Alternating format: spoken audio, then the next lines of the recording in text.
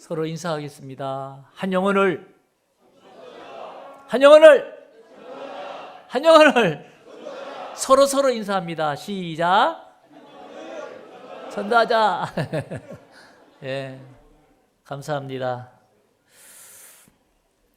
우리는 새해 힘찬 인사말과 함께 달려가고 있습니다. 가끔 설레이는 마음도 생기고 가끔 이 한 해가 참 기대된다라는 마음도 가지고 달려가고 있습니다. 항상 보면 뭔가 새롭게 출발하는 시점은 힘든 일도 생기지만 생각지도 못한 어려움도 있지만 그래도 대부분 마음이 설레게 만드는 것 같아요. 왜냐하면 이 한 해가 기대가 되니까. 그래서 여쭙고 싶은 것은 우리 성도님들은 무엇에 설레이고 무엇을 기대하며 달려가고 계신지요? 신앙인들의 고백 중에 진심을 담아 고백하는 말들 중에 하나가 뭔가 하면 하나님은 내 인생의 걸음걸음을 인도해 주신다라는 고백이에요.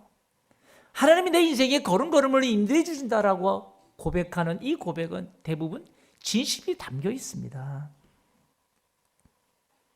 우리의 고백을 뒷받침해주는 하나님의 말씀이 있어요. 성경도 이렇게 증거하고 있어요. 잠언 16장 9절에 보면 이렇게 말합니다. 그의 걸음을 인도하시는 이는 누구라고요? 여호와시다라고 말해요. 그의 걸음을 인도하시는 이는 여호와시다. 그래서 우리 하나님 이 한 해도 우리의 걸음걸음을 인도해 주신다는 사실 우리는 믿어 의심치 않는 거예요.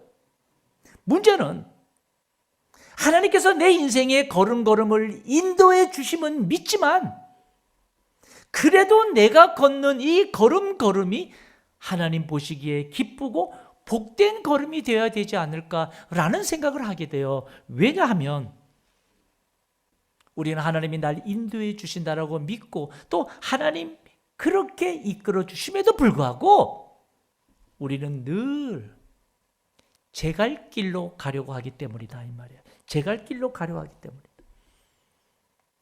이런 우리의 삶을 성경이 이렇게 증거하고 있어요. 잠언 16장 9절에 보세요. 잠언 16장 9절에 보면 사람의 마음이 자기의 길을 뭐할지라도 계획할지라도 사람이 마음으로 자기의 길을 계획할지라도 사람은 여러분 마음으로 자기 길을 계획합니다.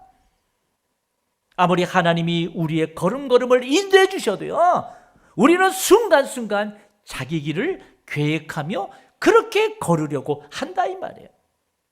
여러분 광야를 걷던 이스라엘 백성들을 한번 보십시오. 하나님께서 애굽 노예 생활에서 나오게 해주시고 그 광야에서 구름기둥, 불기둥으로 인도해 주셨어요. 그럼에도 불구하고 이스라엘 백성들을 어떻게 지냈나요?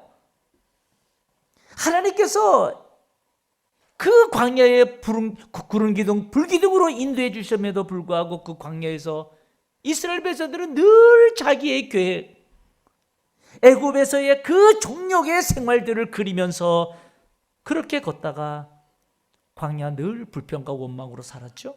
그러다가 결국 광야에서 40년을 빙빙 돌다가 그저 먹다 죽는 인생으로 마감을 했던 인들이에요.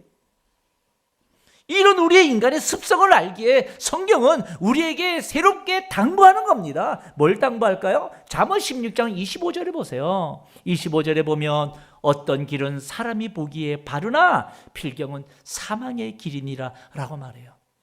어떤 길은 사람이 보기에 바르다는 거예요.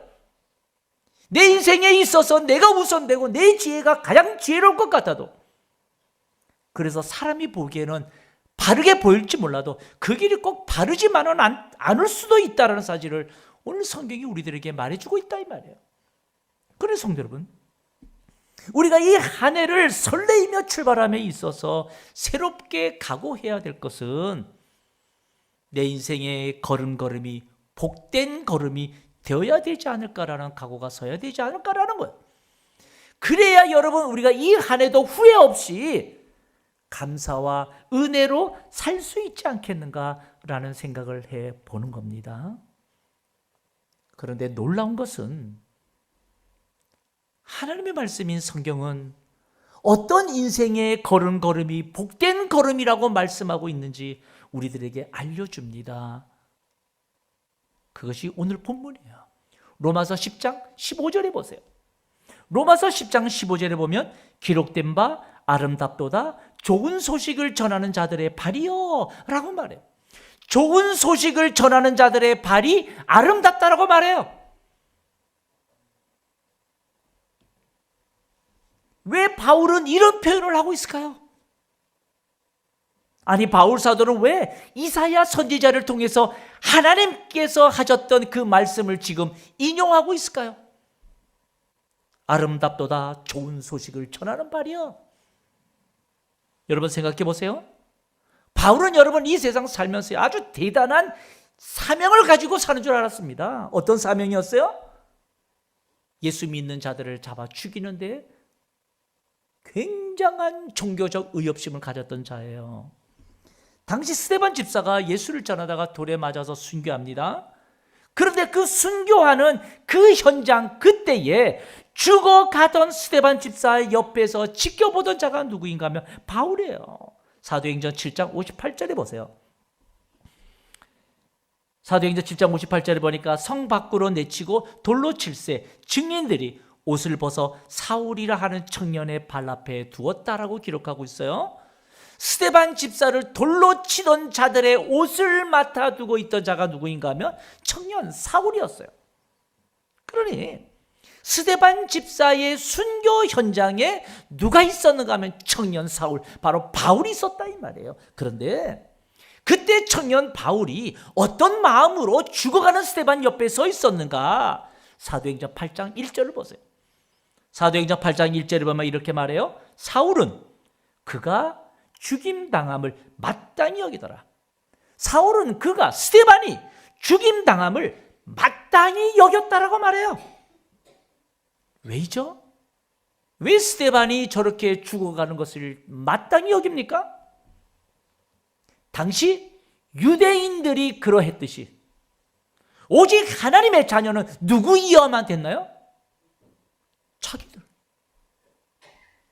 유대인 자신들만이 하나님으로부터 선택받은 거룩한 선민이요, 자신들만이 거룩한 백성이 되어야만 했던 거예요. 그걸 가지고서 그들은 얼마나 자부심을 가지고 살았는지 몰라요. 그런데 예수를 믿는 기독교인들이 그게 아니라고 하는 거예요. 그게 아니라고 하는 거예요. 예수를 믿으면 누구든지 하나님의 자녀가 된다고 하고 누구든지 구원을 얻는다고 하고, 그러니까 이들은 기독교에 대한 적대감을 가지게 되는 거예요. 그래서 여러분, 이 유대인들이 당시 종교 기득권자들의 힘을 빌어서 종교 모독죄라고 하는 빌미로 스데반을 지금 돌로 쳐 죽이는 거예요. 그런데 청년 바울은 유대인으로서 그 옆에 서서 마땅히 죽을 자다라고 그들과 같은 생각을 가지고 있었던 거예요. 게다가 한 발 더 나아갑니다. 한 발 더 나아가서 이 바울은 저 다메섹에까지 가가지고 기독교인들을 잡아 가두는 일에 앞장서서 대단한 사명감을 가지고 있는 것처럼 다메섹으로 지금 향하는 거예요. 분명 다메섹으로 가는 이 바울의 걸음걸음은 사람들 보기에는 여러분 바른 길 같아 보입니다. 대단한 종교의 의협심을 가지고 있어요. 대단한 거룩한 분노를 가지고 있어요. 시대적으로 많은 이들이 지금 바울의 발걸음을 보고 종교적 정의라고 생각했고, 그렇게 하는 것이 하나님 앞에서도 옳은 일이요, 대단한 사명감이라고 그렇게 가지고 살았어요. 그런데 정작 그 다메섹으로 향하던 바울의 발걸음이 멈춰집니다. 멈춰져요. 바로 부활 승천하신 하나님이 다메섹 도상에서 바울을 만나시는 거예요. 사도행전 9장 4절에 보세요. 4절에 보니까 땅에 엎드려져 들음에 소리가 있어 이르되 사울아 사울아 내가 어찌하여 나를 박해하느냐 하시거늘 5절 나는 내가 박해하는 예수라 이 말이에요. 예수. 종교적 의로움에 가득 찼던 바울의 다메섹으로 향하는 행은 그 길에서 예수를 만나면서 여러분 그 자리에 그냥 꼬꾸러져요. 그리고는 비로소 깨닫게 됩니다. 아! 어떤 길은 사람이 보기에 바르나 필경은 사망의 길이었구나. 그동안 자신들의 기득권으로 인하여서 정의로움으로 포장된 길, 저 예수를 믿는다고, 저 배신자라고, 저 이단이라고 내가 잡아 죽이려고 했던 이 정의로움으로 포장된 길이 결국에는 사람의 눈에는 바를지 몰라도 결국 어떻게 해요? 그게 사망의 길이었던 거예요. 그것을 바울은 비로소 다메섹 도상에서 알게 된 거예요. 그래서 여러분 바울 사도는요 로마서를 통해서 정말 우리 인생의 걸음걸음이 어떤 걸음이 되어야 하는지 아냐고 질문하기 시작합니다. 로마서 10장 12절을 보셔요. 12절을 보게 되면 이렇게 말해요. 유대인이나 헬라인이나 차별이 없음이라 한 분이신 주께서 모든 사람의 주가 되사 그를 부르는 모든 사람에게 부유하시도다. 여러분 여기 보게 되면 유대인이나 헬라인이나 차별이 없음이라 한 분이신 주께서 모든 사람의 주가 되셨다라고 말해요.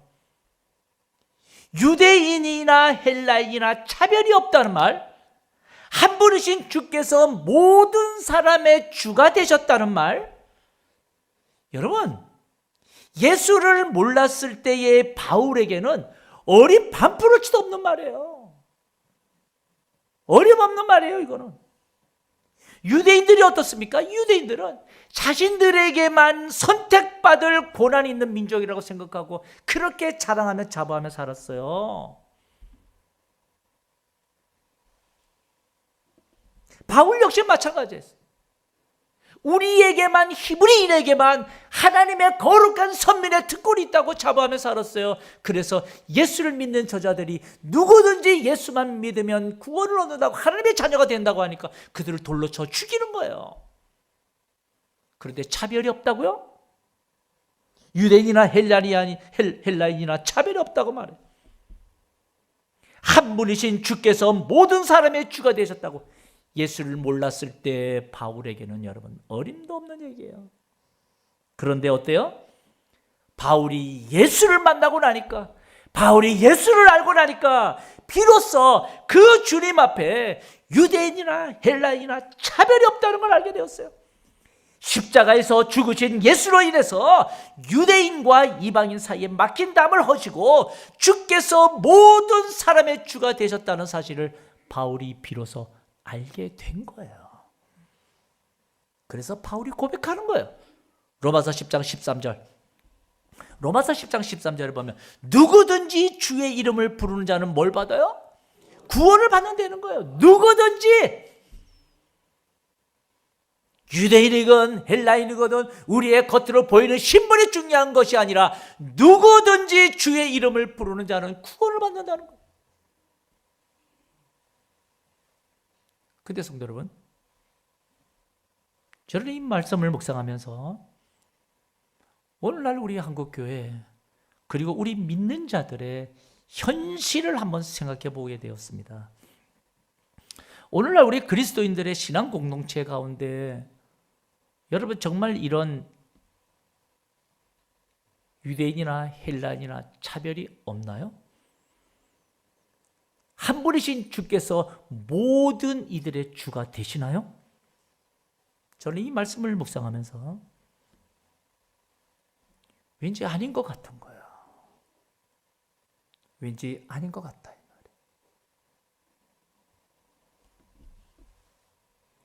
제가 아는 어느 한 교회에 나이가 많으신 장로님 한 분이 계셔요. 그 장로님은 그 교회를 개척할 때부터 계셨던 분이에요. 그러다 보니까 개척했다는 개척 멤버라는 자부심이 대단하셔요. 세월이 지나면서 그 교회는 자식들로부터 손자 손녀들까지 다 그 교회 지금 다니고 있어요. 지금은 거의 90이 가까우신 것 같아요. 문제는 그 장로님은 본인이 개척한 이 개척 멤버라는 것이 대단한 자부심을 가지면서 그러다 보니까 그 교회는 목사가 있어도 아무 소용이 없어요. 누가 뭐라 해도 만약에 뭐 이런저런 이야기를 하면 혹이라도 장로님께 혹이라도 뭐 그 장로님의 자식에게 뭔가 이야기하면 자식들로부터 손자 손녀들까지 여러분 사돈의 팔촌까지 그 교회 안에는 벌떼처럼 일어나요. 그러다 보니까 그 장로님께나 그 집안 사람들께 성도들이 아무 말도 못하는 싫은 소리 한마디 못해요. 왜? 줄줄이 다 연결돼 있으니까. 그러면서 본인들은 뭐라 그래요? 정작 자신들은 가장 의롭다고 그래요. 자기는 이 교회를 너무너무 사랑한다고 그래요. 문제는 여러분 수많은 목사들이 그 교회를 거쳐가는 거예요. 그런데 왔다가 가지만 온 목사들 제대로 목회해 본 적이 없는 교회예요. 그런데 정작 그 장로님과 그 가족들은 교회 부흥 별로 관심 없어요. 새로운 성도들이 뭔가 헌신하려고 하면 여러분 막아요. 그리고 한 사람 한 사람 힘을 합해서 하나님 앞에 서로 섬겨 나가는 거 별로 관심이 없어요. 오직 자신은 개척한 사람이고 우리 가문은 예수를 잘 믿고 있고 나는 내 교회를 너무너무 무지무지 사랑한다고. 여러분, 제가 가끔씩 그 교회 목사를 볼 때가 있어요.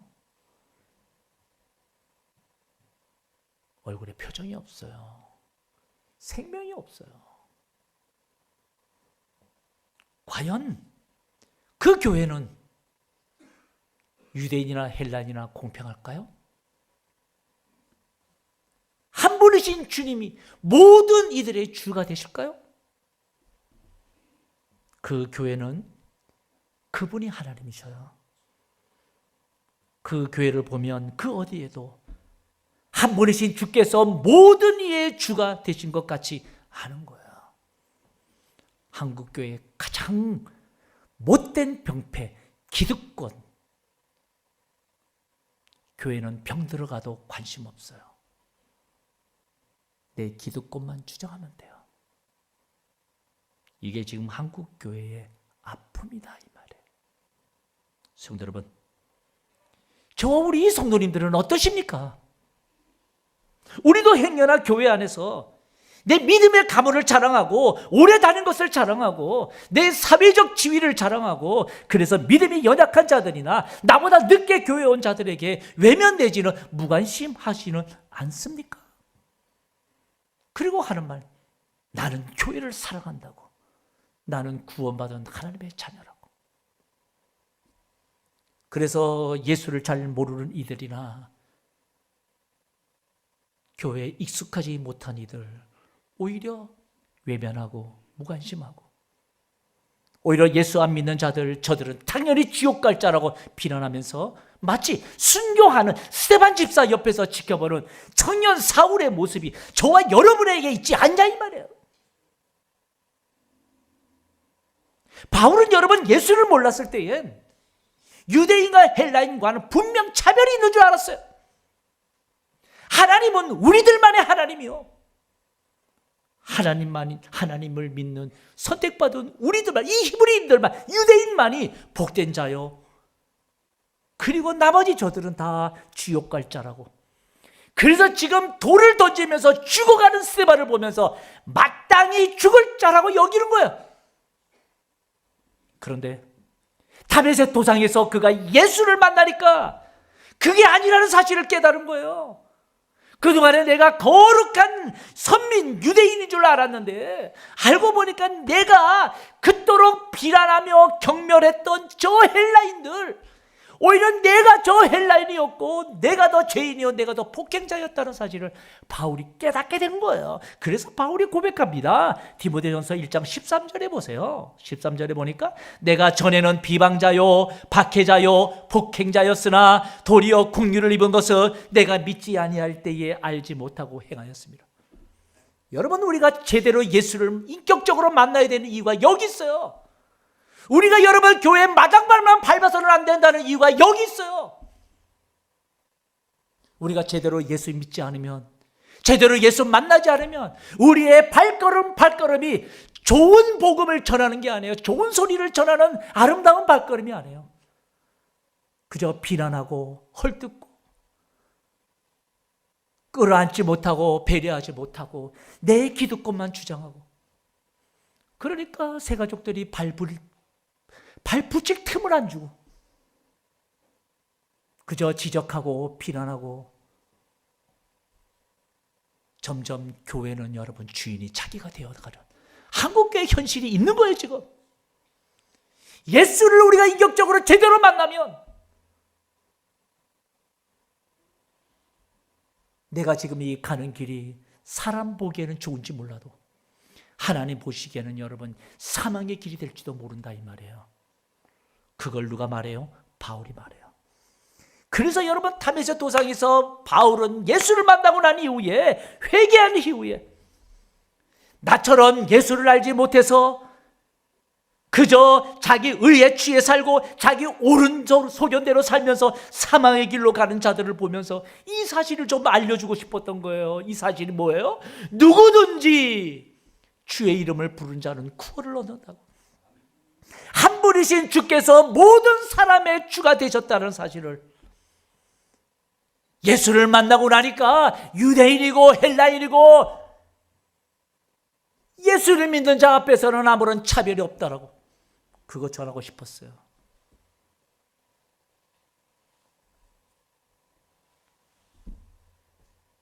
그래서 바울은 오늘 말씀을 통해서 정말 주께서 원하시는 우리 인생의 걸음걸음이 어떤 걸음이 되어야 되는지를 우리에게 지금 외치기 시작한 거예요. 로마서 10장 14절을 보세요. 로마서 10장 14절에 보면, 그런즉 그들이 믿지 아니하는 이를 어찌 부르리요? 듣지도 못한 이를 어찌 믿으리요? 바울은 말해요. 지금 그들이 믿지 아니하는 이를 어찌 부르리요? 그리고 듣지도 못한 이를 어찌 믿으리요? 여러분, 이 말은 주를 믿지 아니하는 자, 복음을 듣지 아니하는 자, 그들은 당연히 예수를 믿을 수가 없는 거죠. 예수를 끝까지 믿지 않는 자들, 또 예수에 대한 복음을 듣지 못한 자들은 당연히 예수를 믿을 수 없지 않느냐, 그걸 질문해 있는 거예요. 여러분, 이거 당연한 질문 아니에요? 그런데 그 다음에 로마서 10장 14절 하반절에 보면 이렇게 말해요. 전파하는 자가 없이 어찌 들으리요? 전파하는 자가 없이 들으리요. 예수의 복음을 듣지 못한 자는 당연히 믿을 수 없을 거예요. 그런데 바울이 우리에게 던지는 질문이 뭐예요? 전파하는 자가 없이 어찌 들으리요? 지금 누구든지 주의 이름을 부르는 자는 구원을 얻게 된다라고 하는 이 복음의 진리를 믿지 않는 자들, 끝까지 듣지 못했던 자들은 당연히 주의 이름을 부를 수 없지요. 그런데 바울은 그럼에도 불구하고 전파하는 이가 없이 어떻게 듣겠냐를 질문하고 있어요. 전파하는 자가 없이 어찌 듣냐? 복음 전파하는 자가 없이 어찌 이들이 들을 수 있겠느냐라고 말하고 있는 거예요. 그런데 성도 여러분, 놀라운 사실 하나가 있어요. 여러분, 초대교회 당시에 사도들만 복음을 전한 것이 아니었다는 거예요. 초대교회 당시에 사도들만 복음을 전한 것이 아니었어요. 예수를 믿게 된 집사들이나 이름 없는 수많은 전도자들이 자신들의 생업에 따라가지고 주거지를 이동하거나 여행하거나 핍박 때문에 쫓겨다니거나 이런 자들이 그곳에서 만나는 이들에게 뭘 전파했는가 하면 예수의 복음을 전하는 거예요. 그런데 그 복음이 일파만파 퍼져나간 거예요.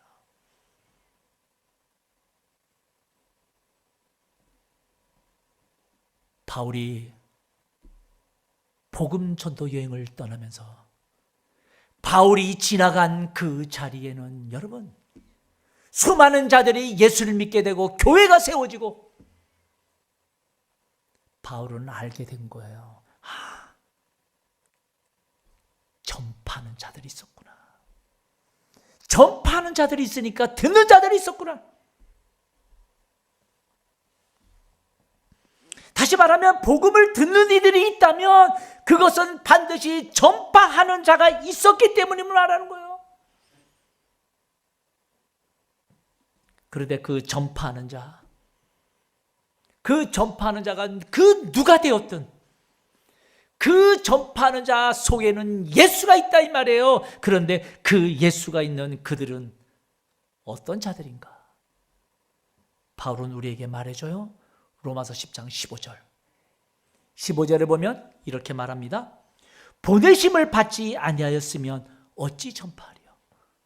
보내심을 받지 아니하였으면 어찌 전파하리요?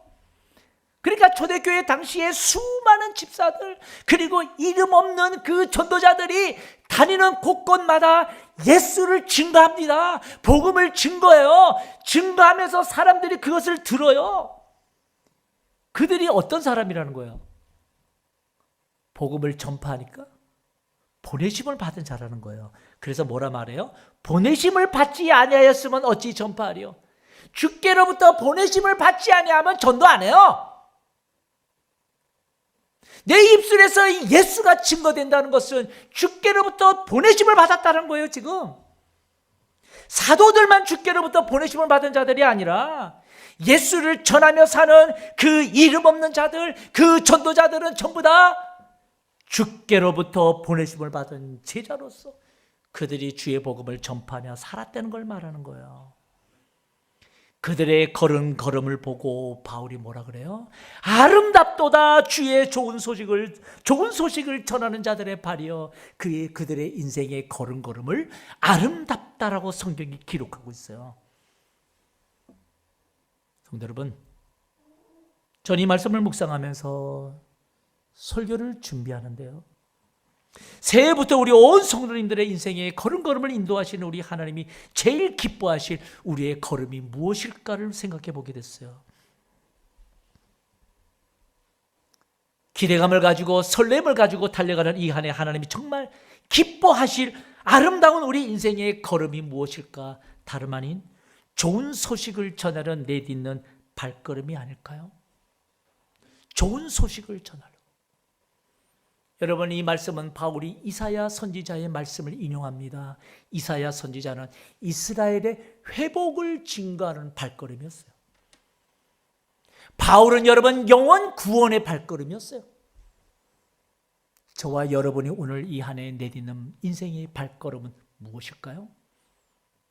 비난의 발걸음? 헌담의 발걸음? 시기의 발걸음? 어떤 발걸음이 되어야 될까요? 분명한 것은 성경이 말해요. 좋은 소식을 전하러 내딛는 발걸음을 아름답다고 말해요. 여러분, 이것은 최종적으로 영원 구원의 발걸음이에요. 나만 예수 믿고 구원받으면 된다는 생각은 자기 의로움에 빠진 유대인 사고일 수도 있어요. 나만 거룩하게 살면 하나님이 기뻐하실 거라는 생각을 한다면 그건 사람 보기엔 바를지 몰라도 하나님이 진정 기뻐하실 삶일까요? 좋은 소식을 전하는 자들의 발이 아름답다라고 하는 이 말씀은 주를 위해, 영혼을 위해 주의 말씀을 증거하며 주의 역사를 이루기 위해서 수고하고 애쓰는 자들, 그래서 영원 구원을 사는 그 인생 걸음걸음이 아름답다고 말하는 거예요. 근데 여기서 중요한 사실 하나, 보냄심을 받지 아니하였으면 어찌 전파하리요? 보내심을 받지 아니하였다면 어찌 전파하리요라는 이 말씀, 여러분, 예수를 나의 구주로 믿고 고백하는 그 순간 내 안에 생명 대신 예수가 있으면, 내가 예수를 믿는 그 순간부터 나는 이 세상에 주님을 증거하라고 보냄을 받은 자라는 사실을 믿으시길 축복합니다. 제가 왜 이런 말씀을 드리는가 하면 요한복음 20장 21절에 보세요. 요한복음 20장 21절에 보면 아버지께서 나를 보내신 것 같이 나도 너희를 뭐 한다고요? 보낸다는 거예요. 그래서 제자들로 하여금 복음을 증거하라는 거예요. 내가 예수를 믿고 있다면 나는 이 세상에 주님으로부터 보냄을 받은 자예요. 그래서 우리는 예수를 아는 그 순간부터 사명자라고 부르는 거예요. 사명자. 여러분, 사명자는 목회자만 사명자가 아니에요. 목회자는 목회를 위하여 특별히 부르심을 받은 이 목회의 사명을 받은 자고, 예수 그리스도를 믿는 성도들은 이 땅에 주의 자녀로서 주님의 영광을 드러낼 사명을 가지고 이 땅에 보내심을 받은 자예요. 그런데 주께로부터 보내심을 받은 사명자의 삶은 그 인생의 걸음걸음을 하나님이 인도한다는 사실을 믿으시기 축복합니다. 사명자의 삶은 하나님이 걸음걸음을 인도해 주셔요. 그런데 주께로부터 보내심을 받은 사명자는 여러분 그 사명을 잘 감당할 때 아름다운 인생의 걸음이 된다고 성경이 말해요. 아름다운 인생의 걸음걸음이 된다고. 성도 여러분, 우리는 전도라고 이야기를 하면 그저 교회 빈자리 채우기 위한 하나의 수단으로 생각합니다. 세상 사람들도 교회가 전도한다 그러면 그렇게 말해요. 이상한 것은 그리스도인들도 세상 사람들의 그 말을 진리인 것처럼 믿고 똑같이 말합니다. 여러분, 전도는 교회 빈자리를 채우기 위한 수단이 아니라 영혼 구원이에요. 한 영혼을 주께로 오게 하는데 쏟아내는 사명자들의 땀과 피와 헌신이에요. 바울 사도는 여러분 온 삶을 주님의 이 전도하는 일에 바쳤던 사람, 한 영혼을 위해서 누구든지 주의 이름을 부르면 구원을 받겠다라고 하는 그 진리를 전하고자 모든 헌신, 땀, 희생했던 거예요. 여러분, 우리는 전도, 영혼 구원 이러면 무슨 전도지 가지고 밖에 나가서 전도하는 걸로 내 사명 감당했다 생각하면 오산이다 이 말이에요. 우리가 주의 보내심을 받은 자로서 영혼 구원을 위해서 전하는 자로 나아간다는 것은 그 속에 여러분 포함되는 것이 뭔지 아세요? 나의 희생, 나의 헌신, 나의 눈물과 땀, 영혼을 세우고자 하는 주님의 마음을 헤아리는 자들, 교회를 온전히 건강하게 세우고자 하는 주님의 마음을 헤아리는 자들은 보내심 받은 자로서 전파하게 되어 있다 이 말이죠. 그럼에도 불구하고 바울의 서신서를 보면 초대교회 성도들 어떤 모습을 보여요? 끝까지 교회 안에서 여러분 문제가 있었던 것은 뭐예요? 유대인 출신들과 이방인 출신들과의 싸움이에요. 예수 그리스도를 고백하는 자들이 끝까지 교회 안에서 하는 것이 뭐예요? 유대인 출신들과 이방인 출신들 간의 싸움이에요. 기득권 싸움이에요. 그리고는 교회 밖에 나가면 사람 보기에는 좁으나 사망의 길로 가는 거예요. 요한계시록에 여러분 이 세상 마지막 때에 주님께서 소아시아 7교회에 마지막 말씀하실 때 교회가 마지막까지 주님 앞에 책망받는다는 거 아십니까? 사람 보기에는 좋을지 몰라도 하나님 보시기에는 알 수 있다는 걸 여러분이 기억해야 돼요. 그게 뭘 말해요? 내 안에 주의 마음이 있는가? 내 안에 교회를 온전히 세우고자 하는 주님의 아픈 마음이 있는가?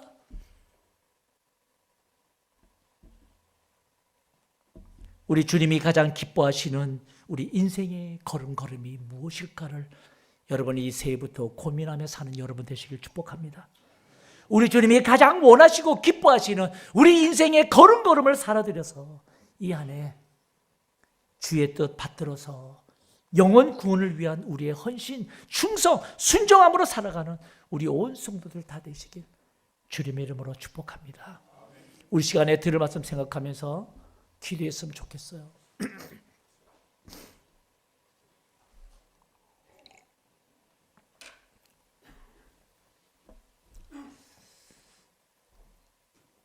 여러분들은 이 안에 어떻게 출발하시나요?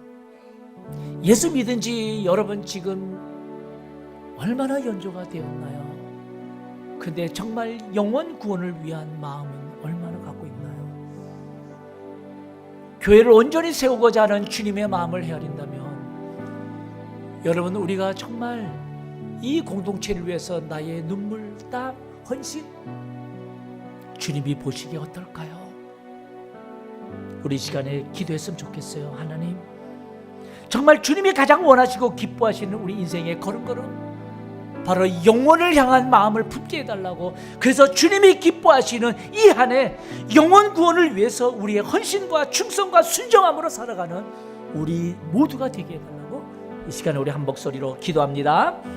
거룩하신 하나님 아버지, 덧입혀 주시고 역사해 주시기를 원합니다. 무엇보다도 하나님 아버지, 하나님께서 도와주시고 이끌어 주시고 아버지 앞에 달려가는 우리 온 성도들 다 되게 해 주옵소서. 주밖에 없음을 고백합니다. 성령 하나님 아버지 역사해 주시고 인도해 주시고 우리 하나님 정말 주님의 마음을 헤아려서 살아가는 보냄을 받은 자로 살게 해 주시기를 원합니다. 거룩하신 하나님 축복해 주옵소서. 세워 주옵소서.